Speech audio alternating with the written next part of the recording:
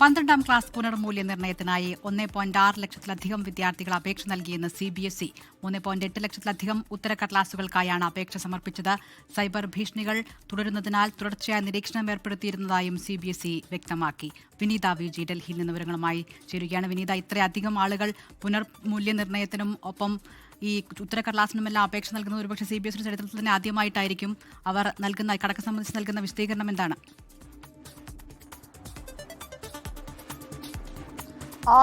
അതായത് ജൂൺ 2 മുതൽ 7 വരെ പൂർണ്ണമായും ഈ പോർട്ടൽ പ്രവർത്തന സജ്ജമായിരുന്നുവെന്നാണ് CBSE വ്യക്തമാക്കിയിരിക്കുന്നത്. നേരത്തെ ഈ കാലയളവിൽ വിദ്യാർത്ഥികൾക്ക് ഈ അപേക്ഷ സമർപ്പിക്കാൻ ചില ബുദ്ധിമുട്ടുകൾ, സാങ്കേതിക തടസ്സങ്ങളൊക്കെ നേരിട്ടതായിട്ടുള്ള ആരോപണങ്ങൾ ഉയർന്നിട്ടുണ്ടായിരുന്നു. എന്നാൽ അത്തരത്തിലേക്കുള്ള ബുദ്ധിമുട്ടുകളൊന്നും ഉണ്ടായിരുന്നില്ല എന്നും ഈ പോർട്ടൽ വളരെ പ്രവർത്തന സജ്ജമായി തന്നെ മുന്നോട്ട് പോയിരുന്നുവെന്നുമാണ് CBSE വ്യക്തമാക്കിയിരിക്കുന്നത്. ഒപ്പം തന്നെ ഇതിനെ സൂചിപ്പിച്ചതുപോലെ 3.8 ലക്ഷത്തിലധികം ഉത്തരക്കടലാസുകൾക്കായി ആണ് അപേക്ഷകൾ വന്നിട്ടുണ്ടായിരുന്നത്. 1.6 ലക്ഷത്തിലധികം വിദ്യാർത്ഥികളാണ് അപേക്ഷ വിജയകരമായി അവർക്കത് സമർപ്പിക്കാൻ കഴിഞ്ഞുവെന്നും CBSE തന്നെ ആ കണക്കുകളിൽ വ്യക്തമാക്കുന്നുണ്ട്. ഒപ്പം തന്നെ 2 തവണയാണ് ഈ പോർട്ടൽ പ്രവർത്തനം ആരംഭിച്ചതിന് ശേഷം സൈബർ അറ്റാക്കുകൾ ഉണ്ടാകാൻ ഒരു സാഹചര്യം ഉണ്ടായിരുന്നത്. ഇതിനെയൊക്കെ തന്നെ പ്രതിരോധിച്ചിരുന്നുവെന്ന് CBSE തന്നെ അന്ന് വ്യക്തമാക്കുകയും ചെയ്തിട്ടുണ്ടായിരുന്നു. അതിന് പിന്നാലെ ഈ സൈബർ ഭീഷണികൾ തടയുന്നതിനായി തുടർച്ചയായിട്ടുള്ള നിരീക്ഷണം കൂടി ഏർപ്പെടുത്തിയിരുന്നതായും CBSE വ്യക്തമാക്കിയിട്ടുണ്ട്.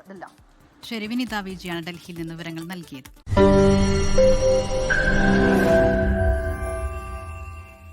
ലോകത്തെവിടെയായാലും ഏത് സമയത്തും 24 വാർത്തകളും ഓഗ്മെന്റഡ് റിയാലിറ്റി പാക്കേജുകളും എക്സ്പ്ലെയിനറുകളും വിശദമായി കാണാൻ ഞങ്ങളുടെ YouTube ചാനൽ നിങ്ങൾക്ക് സബ്സ്ക്രൈബ് ചെയ്യാം.